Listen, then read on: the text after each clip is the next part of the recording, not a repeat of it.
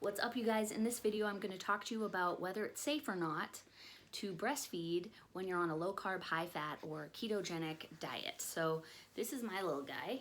His name is Danger, and he is he's 3 months old, and he'll almost be 13 weeks. So this Sunday, it'll be his 13th week birthday. And he is an exclusively breastfed baby, aren't you, little guy? Yep. He's only had breast milk. I was one of the lucky people that was able to just breastfeed right away and didn't have any issues. And I know that's something that's not necessarily easy for everyone, and I was a little bit worried about it. So I'm feeling, I'm really thankful that I was able to just pick it up and he was able to latch properly and all of those things. So we've been really lucky, haven't we? Yeah. And so I was looking for information on whether or not it was safe to breastfeed and do a ketogenic diet prior to having him. Because I was sort of off and on keto during the pregnancy. I would, certain trimesters it was obviously easier than others. Namely, the first trimester it was not possible. Second trimester was actually amazing.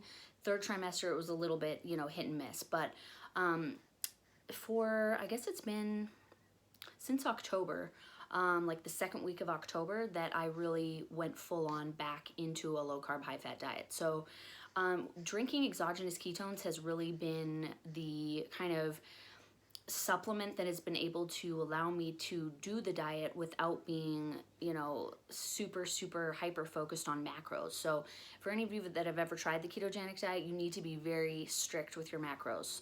For those of you that don't know what that means, carbohydrates, fats, and proteins need to be in a certain ratio, and the carbohydrates need to be really low. And you hear like a lot of different information about like what exactly, how many grams of carbs can you have to get into ketosis. Ketosis is the state that your body kind of moves into after you've burned through all your sugar stores, and carbohydrates, convert to sugars. So your body only really needs a small amount of carbohydrate to properly fuel your brain, and ketones is actually its preferred method of fuel. So the whole idea of being on a strict ketogenic diet is really nice in theory, but it's really hard to actually achieve it and to maintain it. So a lot of people can do it for like a month, even 6 months, a year, and then they lose this immense amount of weight only to put it back on again because they miss, their favorite foods. Do you miss your favorite foods? Hey, Booey. His nickname is Booey, because he looks like Winnie the Pooh.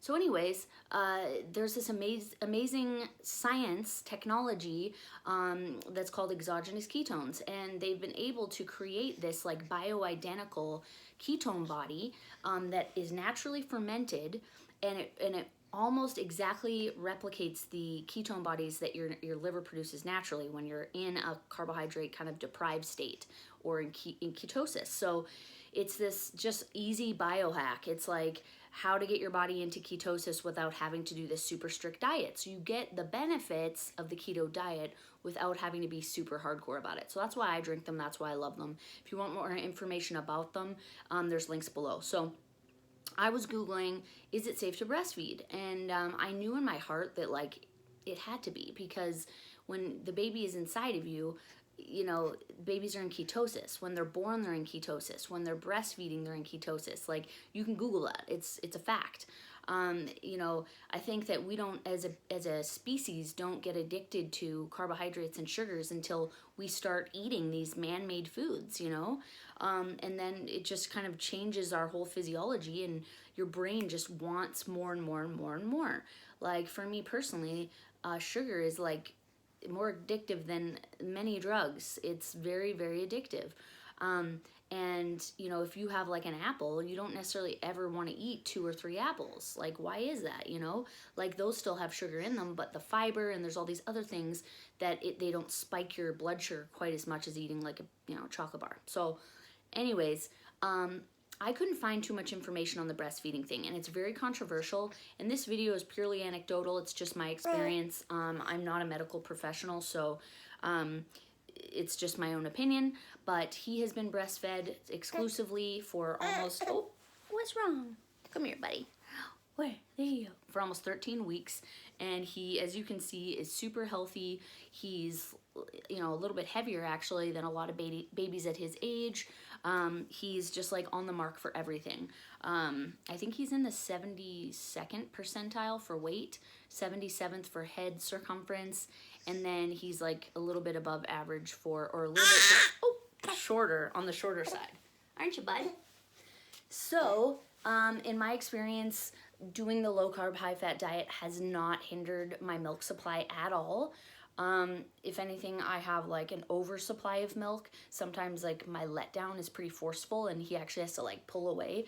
So that has just been my experience. If you're considering doing it and you're worried and your doctor has told you like absolutely not, you need 6 or 7 servings of like pasta or oatmeal or bread or cereal a day, it's just really not necessary. And it's unfortunate because we have all these people that have like, diabetes and all of these other issues that like diet could really contribute to slowing that sort of steady rise.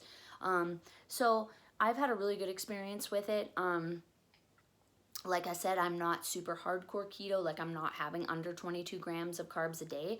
So if you are pregnant and considering breastfeeding and wanting to try the ketogenic diet, I would highly recommend trying ketones because they're gonna make the transition so much easier for you, and they're also gonna allow you to eat more carbohydrates. So it's kind of a win-win. That doesn't mean I'd say like, oh, go out and just like get McDonald's fries and eat a bunch of like, bags of chips, but you can definitely indulge and you can still maintain this really healthy lifestyle, and you're still going to get all the benefits of the low carb high fat diet. So I'll leave it at that, short and sweet. If you guys have any questions about the lifestyle, please comment below. If you like this video, subscribe, like it, and I'll see you guys next week.